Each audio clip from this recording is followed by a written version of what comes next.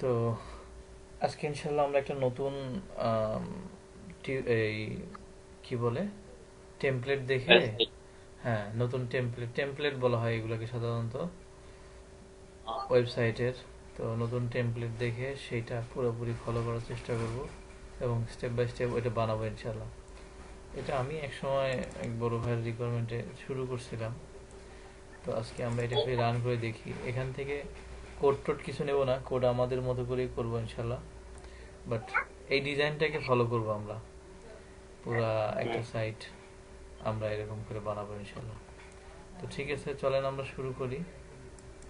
এখান থেকে মিনিমাইজ করে দিলাম এটা, আমরা ডেস্কটপেই আপাতত আমাদের এটা নিউ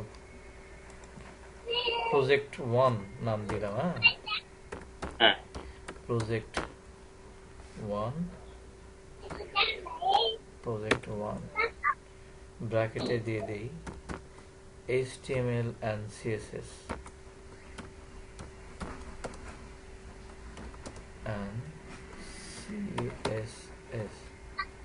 তো আমাদের এটা হলো 1 নম্বর প্রজেক্ট। আমরা এর আগে আলোচনা করছিলাম যে একটা প্রজেক্ট ফাইলের জন্য বেসিক কিছু মানে ফোল্ডার তৈরি করে নিলে কাজ করাটা সহজ হয়, মনে আছে তো মনে হয়। জি, হ্যাঁ, হ্যাঁ, তো এটা আমাদের যেহেতু মাদার প্রজেক্টের মেইন ফোল্ডার, রুট বা হুম, শিকড়, এর মধ্যে গিয়ে আমরা হুম, ইমেজের জন্য একটা ফোল্ডার করে ফেলি। নাম যে কোনো নামই দেওয়া যাবে, বাট আমরা যেহেতু ইমেজ বুঝলাম। রাখবো, ইমেজের বহু বচন অর্থের সাথে মেলে এরকম নাম দেওয়াটাই ভালো। নামে নামে রাখলে ভালো হবে, জি, বুঝতে পরে পারছি। পরে কাজ করতে সুবিধা হয়। তো আমাদের হুম, ফোল্ডারটা তৈরি হচ্ছে না কেন, কোনো প্রবলেম কি বলে?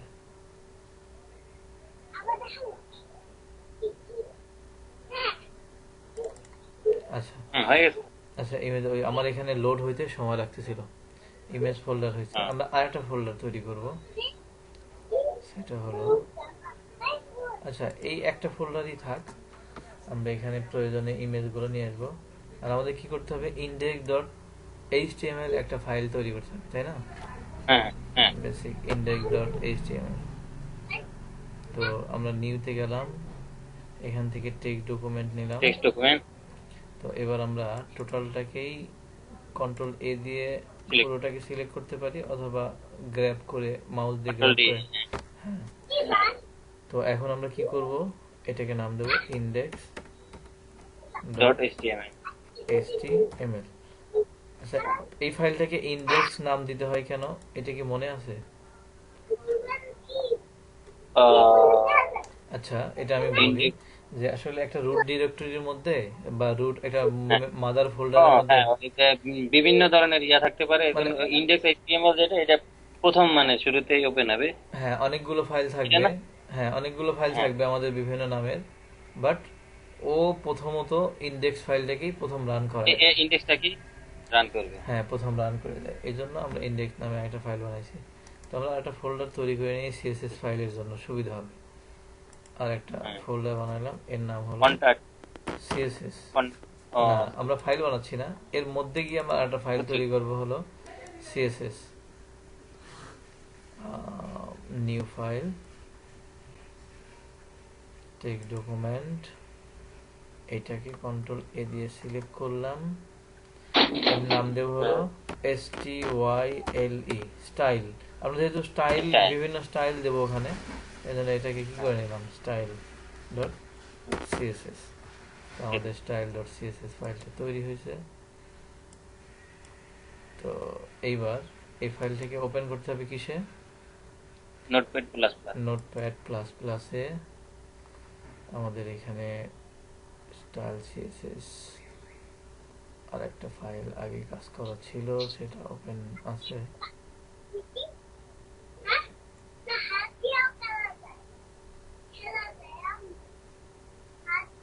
নেটের স্পিড একটু কম, তো ওই জন্য লোড হতে একটু টাইম নিচ্ছে। হ্যাঁ, আচ্ছা, স্টাইল ডট সিএসএস নামে ক্লিয়ার। আমরা আগের একটা ওপেন ফাইল ছিল ওটা অফ করে দিলাম। আমাদের এখানে প্রজেক্টের নামটা দেখাচ্ছে রুট ডিরেক্টরি, সেখানে গিয়ে সিএসএস ফোল্ডারের মধ্যে style.css, এটা কিন্তু আমাদের ইউআরএল, তাই না? ইউনিফাইড রিসোর্স লোকেটর, মানে যেখানে আমাদের রিসোর্সটা আছে সেটা দেখায় দেয় এই লিংকের মাধ্যমে। যাই হোক, তো আমরা আরেকটা ফাইল আমরা বানাইছি, সেটা আমরা ওপেন করি। ফাইল ওপেন, এখান থেকে ওপেন করা যায় আমাদের ডেস্কটপে। আমাদের ফোল্ডারটার নাম হলো এইটা, এটার মধ্যে গিয়ে ইন্ডেক্স ফাইলটা আমরা ওপেন করব। তো দুইটা ফাইলে আমাদের ওপেন হলো, কিন্তু কোনো ফাইলে আমাদের কিছু নাই। কোনো কাজ করা, হ্যাঁ, কোনো কাজ করা নাই। এর আগে আমরা দেখছিলাম যে বেসিক কিছু কোড আমাদের এইচটিএমএল সিএসএস এ, এই এইচটিএমএল পেজে থাকে। তো এইচটিএমএল পেজের সেই কোডগুলো আজকে থেকে আজকেও আমরা একটু নতুন করেই লিখব। এখানে গিয়ে ডক টাইপ মানে কি? HTML document type. হ্যাঁ, document type, HTML doc type আমাদের হলো ডকুমেন্ট, এটা হলো HTML টাইপের ডকুমেন্ট। এখন আমাদের একটা হবে কি HTML এর পরে কন্ট্রোল জি দিলে কি হবে, আরেকটা তৈরি হবে সেম। এখন শুধু আমরা স্ল্যাশ দিলে HTML শুরু এবং HTML শেষ, এর মধ্যে গিয়ে আমরা একটা আরেকটা ট্যাগ তৈরি করব। সেটা হলো একটা ট্যাব দিলাম আমরা, এখানে বানাবো হলো হেড ট্যাগ। হেড ট্যাগের শুরু এবং কন্ট্রোল ডি দিলে কি হবে, আরেকটা তৈরি হবে হেডের শুরু এবং শেষ। হেডের পরে কি হবে আমাদের বডি। এই কথাগুলো কার দরকার? HTML এর জন্য লিখে দিলে ব্রাউজার বুঝতে পারে যে এই ফাইলের মধ্যে এখানে কি আছে, HTML এর কোড আছে যেটাকে HTML ফরম্যাটে দেখাবে। আমরা বেসিক ইয়েতে আগে এটা আলোচনা করছিলাম যে HTML ট্যাগগুলো কি, কিভাবে বডি শুরু বডি শেষ হলো। আমরা জানি হেডের মধ্যে একটা অপশন থাকে, পোর্শন থাকে, সেটা কি টাইটেল, তাই না? টাইটেল ট্যাগটা আমরা, হ্যাঁ টাইটেল ট্যাগটা আমরা তৈরি করে নিই, TITLE টাইটেল। এখন এটাকে যদি আমরা পুরোটা সিলেক্ট করে নেই, শিফট ধরে বাম অ্যারো কি, বাম অ্যারো কি আছে না, হ্যাঁ ধরে যদি আমরা এবার যদি কন্ট্রোল ডি দেই, তাহলে এই লাইনেই আরেকটা তৈরি হলো। আমরা সিলেক্ট করে নিলাম, মানে মোট কথা যদি সিলেক্ট করে নেই, স্ল্যাশ দেওয়া হয়নি, হ্যাঁ স্ল্যাশ দিলাম, টাইটেল শুরু আর শেষ। এখন পেজটাকে আমরা সেভ দেব। সেভ দেওয়ার পরে আমরা আমাদের রুট ডিরেক্টরি মূল ফোল্ডার যেটা, সেখানে যাই। সেখানে গিয়ে এই HTML পেজটাকে রান করি। দেখেন এখানে আমাদের পাথটা দেখাচ্ছে যে কোথায় আছে আমাদের ফাইলটা, কোথায় আছে আপনার পিসির ইউজার্সের ডেস্কটপে আছে, ডেস্কটপে এবং প্রজেক্ট ফোল্ডার আমরা যে নামটা দিছি সেই নামেই আছে। তো এটাই আসলে কি ইউআরএল, ইউনিফাইড রিসোর্স লোকেটর, আমার রিসোর্সটা কোথায় আছে এটা দেখাচ্ছে।